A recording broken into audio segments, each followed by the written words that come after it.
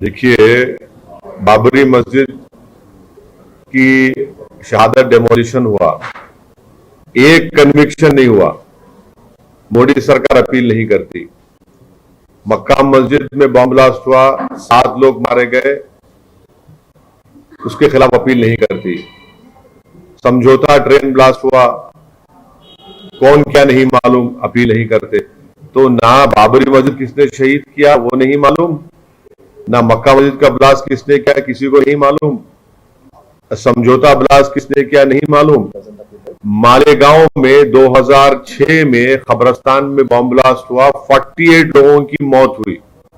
2008 में यहां पर बॉम्ब ब्लास्ट हुआ मालेगांव में, दोबारा 8 लोगों की मौत हुई।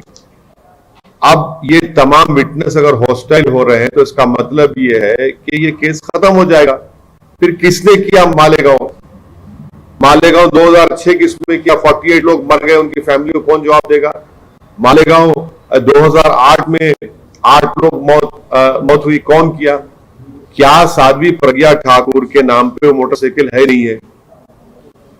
मुंबई में 92 के ब्लास्ट में एक मारुति वैन थी एक लेडी की, वो वैन के ऊपर उसको सजा हो गई थी, इस पर सजा नहीं हो सकती क्या। अब ये तो बताना पड़ेगा सरकार को, क्या ये सरकार मरने वालों जो मौतें हुई है उनको इंसाफ दिलाएगी नहीं दिलाएगी। आप तो खामोश बैठे हुए हैं, ये तो सरकार का काम है, सरकार तय खून दे। जो लोग मर गए मालेगांव में, जो लोग मरे हैदराबाद में, जो समझौता ब्लास्ट में मरे, उनको क्या मैसेज दिया जा रहा है, क्या मैसेज दिया जा रहा है उनको। प्रधानमंत्री से पूछना चाहिए कि नोटबंदी के बाद भी इतना पैसा कैसा आया वहां पर। डिमोनेटाइजेशन के नाकाम हो गया प्रधानमंत्री जी।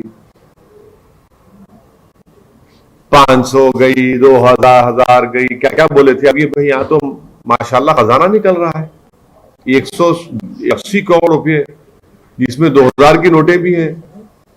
यूपी प्रदेश में ठोक दो के बावजूद भी इतना पैसा निकल रहा है।